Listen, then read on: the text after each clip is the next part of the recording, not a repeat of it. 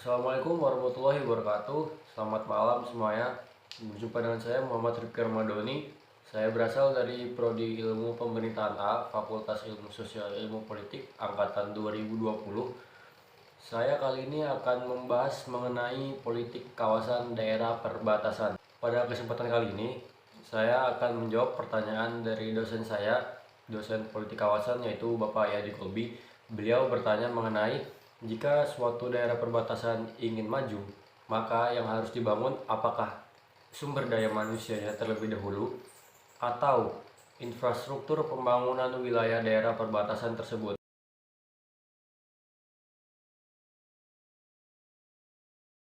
Ini merupakan pertanyaan yang menarik, yang mana terdapat dua jenis pembangunan yang pemerintah pusat perlu lakukan untuk membangun wilayah sekitar atau daerah perbatasan tersebut.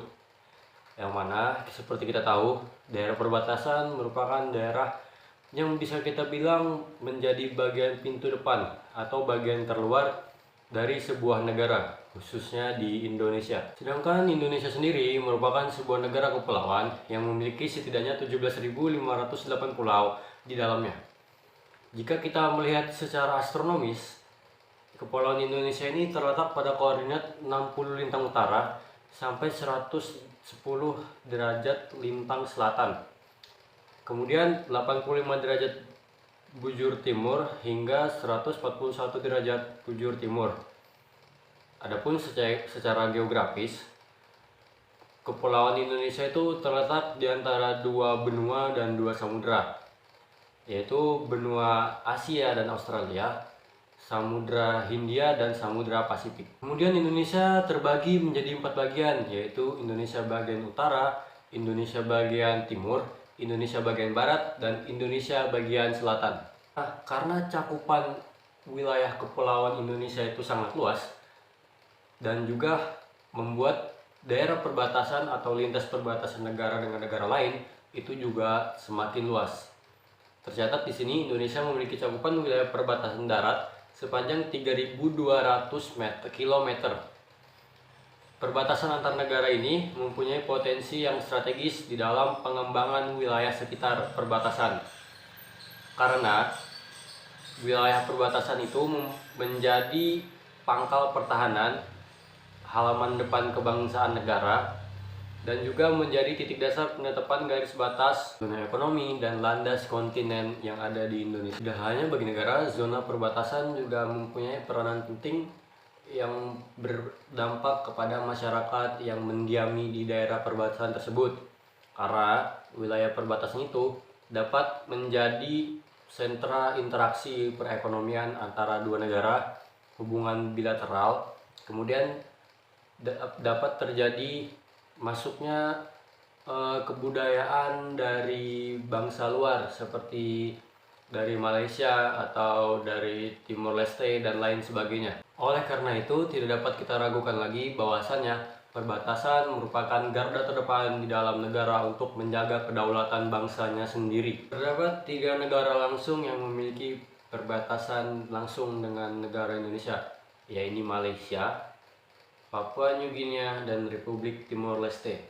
Sedangkan yang berbatasan dengan Indonesia pada zona laut atau maritim teritorial, terdapat beberapa negara, yakni yang pertama India, Thailand, Malaysia, Singapura, Vietnam, Filipina, Papua New Guinea, Republik Demokratik Timor Leste, serta Australia. Yang pada umumnya perbatasan laut maritim tersebut berupa pulau-pulau kecil yang jumlahnya kurang lebih 92 pulau, termasuk pulau kecil dan pulau besar. Kemudian lantas bagaimanakah usaha dari pemerintah pusat untuk memajukan wilayah perbatasan? Apakah harus membangun sumber daya manusianya dulu atau mengedepankan pembangunan pada bidang infrastrukturnya terlebih dahulu? Hal ini masih menjadi perdebatan pada beberapa pihak, yang mana ada yang pro kepada pembangunan sumber daya manusia terlebih dahulu, dan juga ada yang setuju mengenai pembangunan infrastruktur terlebih dahulu.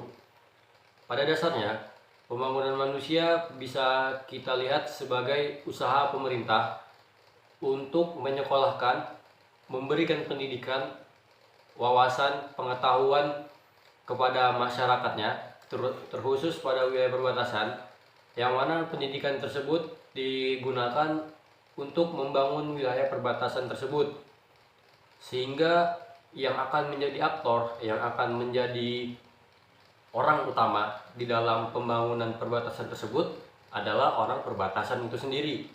Sedangkan pada bagian infrastruktur, jika pemerintah pusat ingin memajukan daerah perbatasan dengan membangun infrastruktur, maka jalan-jalan, bendungan, sekolah, rumah sakit, jembatan akan menjadi prioritas utama pembangunan pada daerah perbatasan, yang mana dengan membangun infrastruktur tersebut akan membuat sebagai sarana atau penunjang bagi masyarakat wilayah perbatasan untuk mampu mengembangkan diri mereka masing-masing. Lantas bagaimana pendapat saya mengenai apa yang harus dilakukan pemerintah tersebut? Infrastruktur terlebih dahulu atau sumber daya manusianya terlebih dahulu? Berdasarkan pemahaman mengenai bagaimana suatu wilayah bisa maju, maka tentunya yang didahulukan adalah membangun infrastrukturnya terlebih dahulu. Mengapa membangun infrastruktur terlebih dahulu?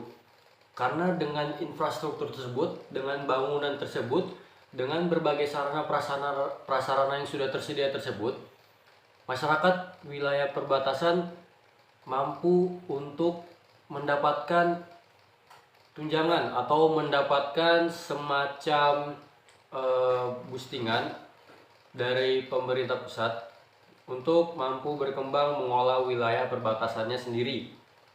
Kemudian karena dengan berbagai macam fasilitas yang tersedia tersebutlah akan menunjang kemajuan berpikir, pola hidup masyarakat, pengetahuan mengenai bagaimana mereka mengembangkan diri mereka menggunakan sumber daya alam atau menggunakan berbagai macam kebutuhan atau berbagai macam hal yang dapat mereka gunakan atau yang mereka maksimalkan untuk memajukan wilayah mereka sendiri. Sehingga dengan majunya infrastruktur pada suatu daerah perbatasan akan mampu mendorong terciptanya sumber daya manusia yang kompeten, sumber daya manusia yang mampu berkembang, sumber daya manusia yang bisa bertahan hidup dengan mengandalkan kaki mereka sendiri tanpa bantuan tangan uluran orang lain, sehingga akan tercipta masyarakat mandiri, masyarakat yang adil, kesejahteraan meningkat karena infrastruktur sudah tersedia, mereka dapat mampu memaksimalkannya. Namun dengan pembangunan infrastruktur tersebut perlu digarisbawahi bahwa infrastruktur tidak selamanya menunjang sebuah kemajuan.